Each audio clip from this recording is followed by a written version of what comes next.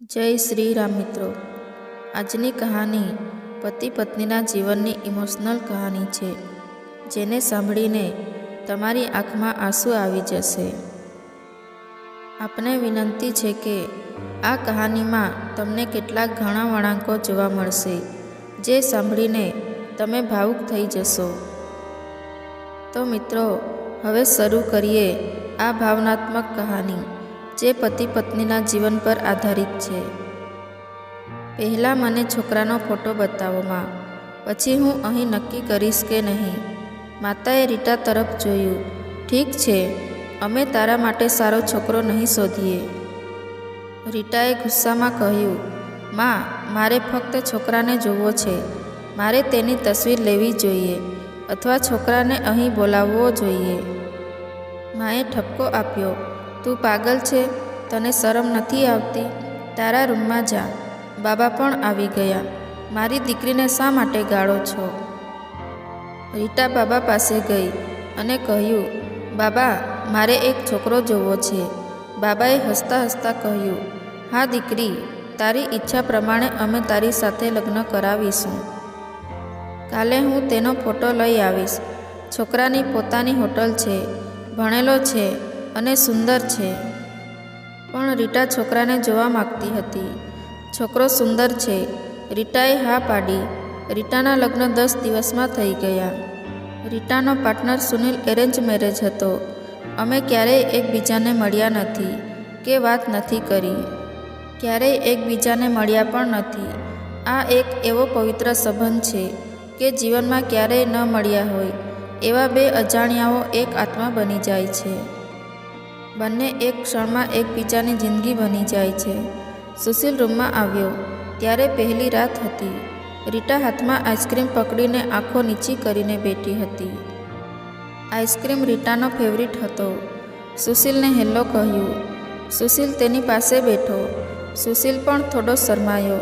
Ice cream ખાતા બોલ્યો, મેં લગ્નમાં જીતેલા પૈસાના એટલા બધા ખર્ચ કર્યા કે મારી ઈચ્છા હતી કે હું આઈસ્ક્રીમ ખાઈ શકું. તેણે રીટાનો ઘૂંઘટ ઉંચકીને કહ્યું, તું ખાઈશ? પહેલાં તો રીટાએ શરમાઈને ના પાડી. પછી સુશીલે પ્રેમથી કહ્યું, ખાલી પ્રેમ વધશે. તેણે રીટાને આઈસ્ક્રીમ આપ્યો અને પોતે ખાવા લાગ્યો. રીટાએ બધો આઈસ્ક્રીમ ખાધો. જ્યારે સુશીલે પૂછ્યું કે તેણીએ આઈસ્ક્રીમ ખતમ કર્યો, તો રીટા હસવા લાગી. મેં ખાધું છે. સુશીલ પણ હસવા લાગ્યો. તું બહુ કંજૂસ છે. તે પહેલાં કહ્યું હતું કે તું નથી ખાતી, અને હવે જુઓ, તે આ બધું ખાઈ લીધું છે. આ આઈસ્ક્રીમ 50-50નો હતો. રીટા પહેલી જ રાત્રે સુશીલને સમજી ગઈ હતી કે સુશીલ દિલનો ઘણો સારો છે. આખી રાત પ્રેમથી ભરપૂર વાર્તાલાપ ચાલુ રહ્યો. જીવન તેના વાસ્તવિક મુકામ તરફ વળ્યું હતું. સમય પસાર થવા લાગ્યો. રીટાના ભાઈના લગ્ન હતા. રીટા પણ 4 મહિનાની ગર્ભવતી હતી.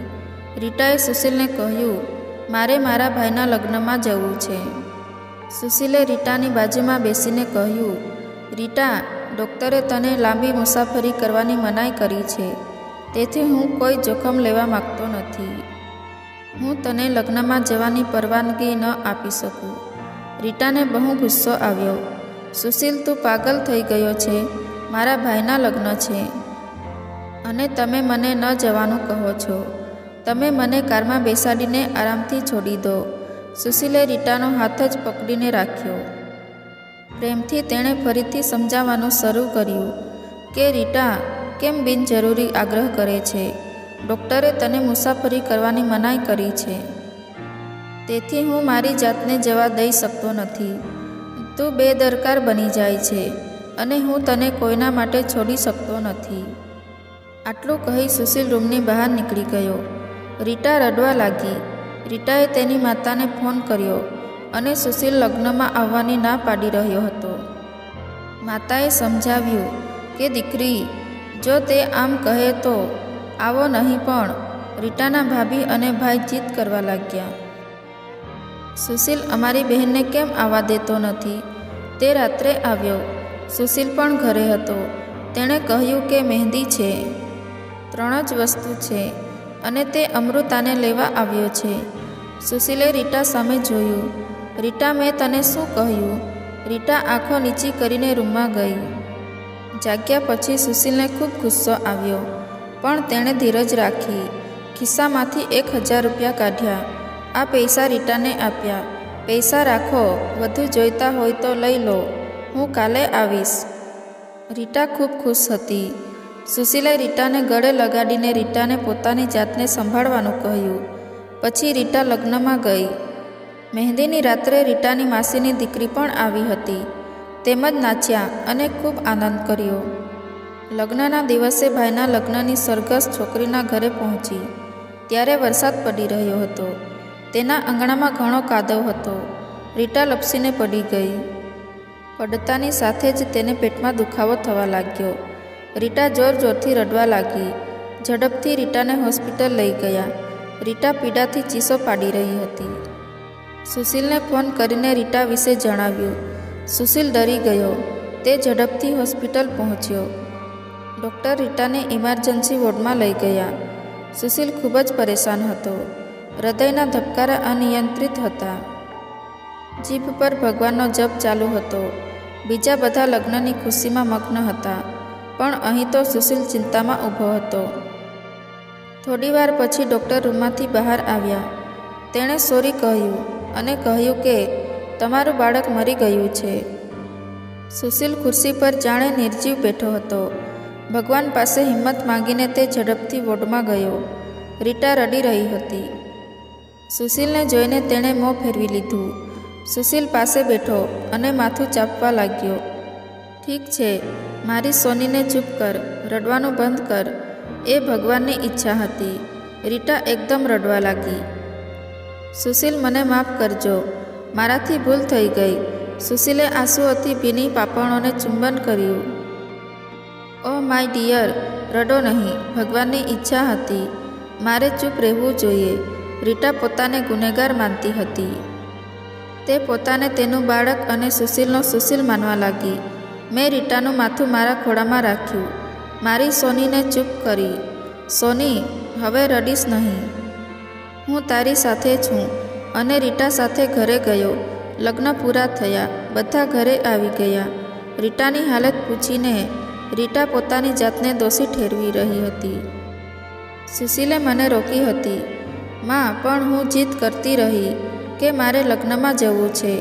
જો મેં તેની સલાહ માની હોત તો કદાચ આજે મારું બાળક ન ગુમાવ્યું હોત. સુશીલ વિચારી રહ્યો હતો કે રીટા મનમાં પોતાની જાતને દોષ આપી રહી છે.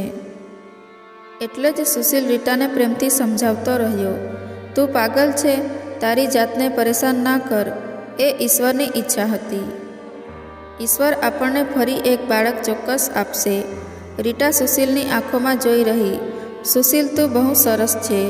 મને ડેટ ખબર નથી. તું કંઈ બોલ્યો નહીં. સુશીલે એક લાંબો શ્વાસ લીધો. તેણે હસતા હસતા કહ્યું, રીટા, જ્યારે તે મારી વાત ન સાંભળી તો હવે કંઈ કહેવાનો શું ફાયદો? રીટા સુશીલના શાંત ગુસ્સાને સમજી રહી હતી. 1 વર્ષ પછી ભગવાને તેમને એક પુત્ર આપ્યો. બધા ખૂબ ખુશ હતા. સુશીલ તેને બાહોમાં લઈને નાચવા લાગ્યો. પુત્ર પ્રત્યેના પ્રેમથી સુશીલની આંખોમાંથી આંસુ વહેતા જોઈને રીટા પથારી પર પડી હતી. જીવનમાં સારા દિવસો આવે છે, પરંતુ સમજદાર વ્યક્તિ એ છે જે પરિસ્થિતિને અનુરૂપ પોતાની જાતને અપનાવે છે. સુશીલના 2 ભાઈઓ, જેઓ સુશીલ કરતાં પણ વધુ અમીર હતા, બંનેના પોતપોતાના સારા ધંધા કરતા હતા. પણ સુશીલ પાસે એક નાનકડી હોટેલ હતી, જેમાં તે માંડ માંડ ટકી શક્યો હતો.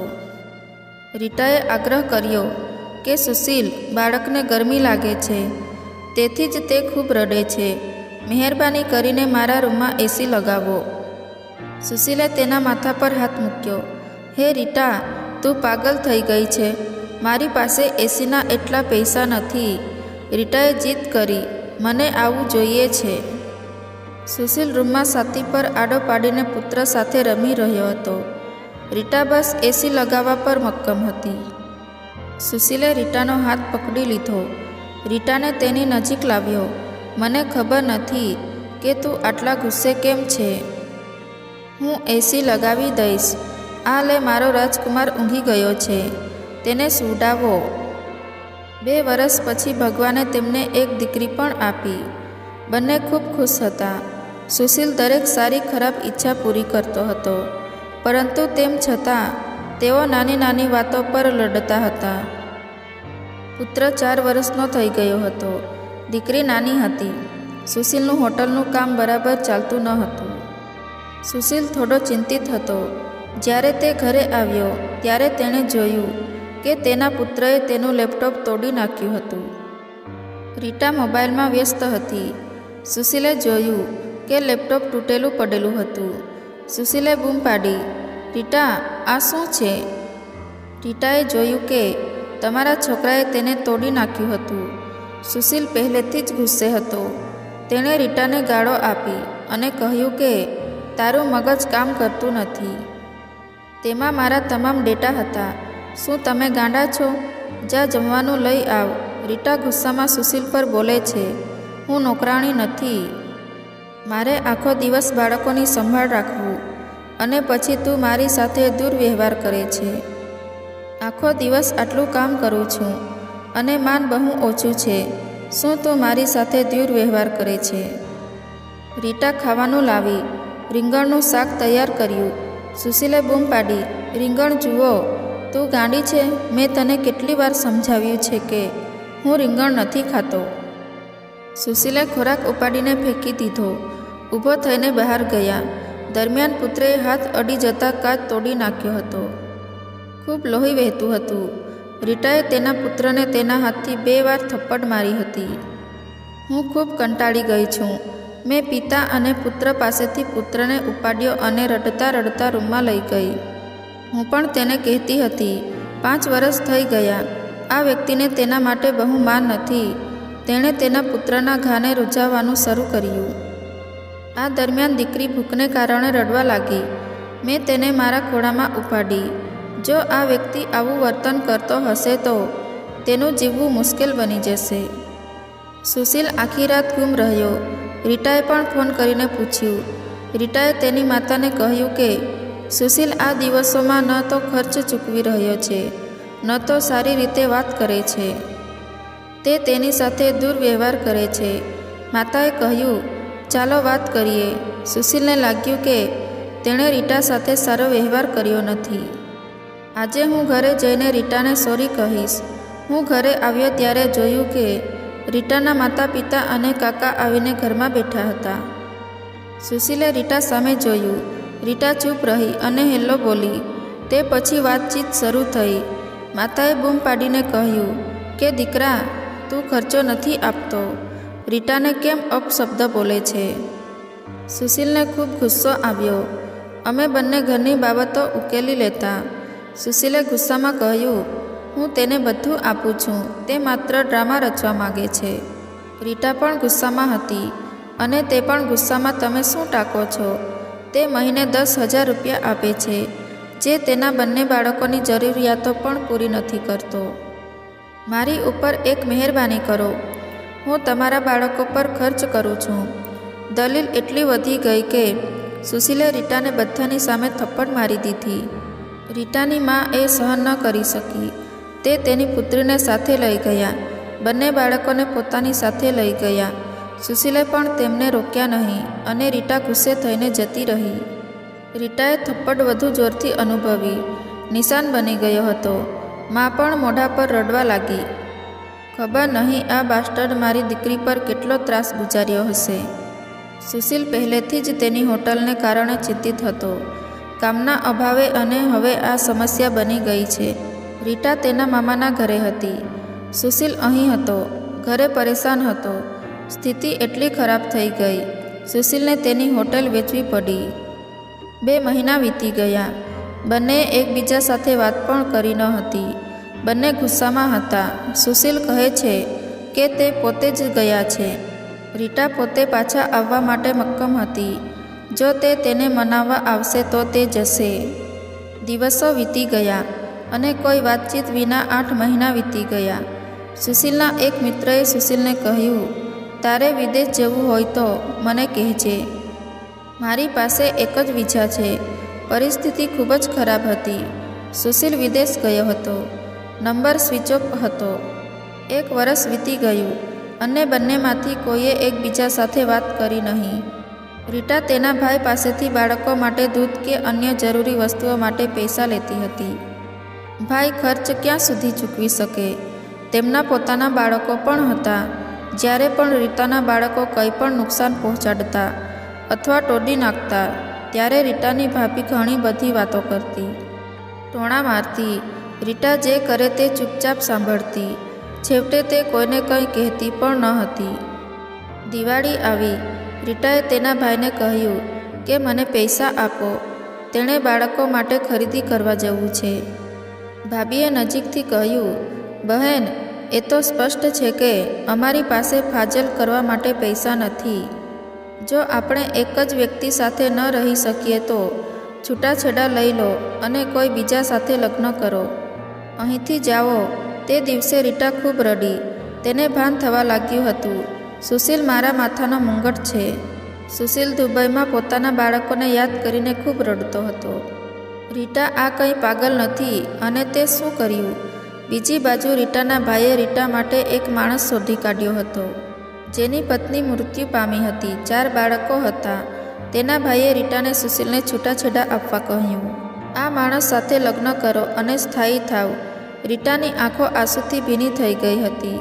ઝડપથી મોબાઈલ કાઢ્યો. સુશીલને ફોન કર્યો. નંબર સ્વિચ ઓફ હતો. રીટા રડવા લાગી. મારે સુશીલ પાસે જ જવું છે. મારે કોઈની સાથે લગ્ન કરવા નથી. બીજી બાજુ સુશીલનું હૃદય પણ દુખતું હતું. તેણે વિચાર્યું કે મારી રીટા નિર્દોષ છે. તે સહેજ ગુસ્સામાં ગુસ્સે થઈ જાય છે ને. હું મારા પોતાના જીવનની માફી માંગીશ. તે ટિકિટ મેળવીને ભારત પાછો ફર્યો. રીટા રડી રહી હતી અને ભગવાન પાસે તેના પાપો અને ભૂલો માટે માફી માંગી રહી હતી. કૃપા કરીને મને માફ કરો. મને મારો સુશીલ પાછો આપો. આખી રાત એ રડતી રહી. સવારે દીકરાને નાસ્તો કરાવતી હતી. ત્યાં જ ડોરબેલ વાગી. ભાભીએ દરવાજો ખોલ્યો. સામે જોયું તો સુશીલ ઊભો હતો. રીટાની નજર સુશીલ પર પડી અને તે દૂધનો કપ ચૂકી ગયો. ઉઘાડા પગે દોડીને તેણે સુશીલને ગળે લગાડ્યો અને રડવા લાગી. સુશીલ, હું તને ખૂબ પ્રેમ કરું છું. સુશીલના પગ પકડીને કહ્યું, સુશીલ, મને માફ કરો. સુશીલે રીટાના કપાળ પર ચુંબન કર્યું અને તેના આંસુ લૂછ્યા. તું પણ મને માફ કરી દે. મારા પ્રેમ. હું ગુસ્સામાં બહુ બોલી ગયો. સુશીલે બાળકોને ગળે લગાવ્યા અને પ્રેમ કરવા લાગ્યો. રીટાના ભાઈ અને ભાભીની આંખોમાં જોઈને તેણે ગર્વ સાથે કહ્યું, માય ગોડ, મારી પાસે મારો સાથી છે. આપ સૌનો ખૂબ ખૂબ આભાર. તે સુશીલ સાથે ઘરે પાછી આવી.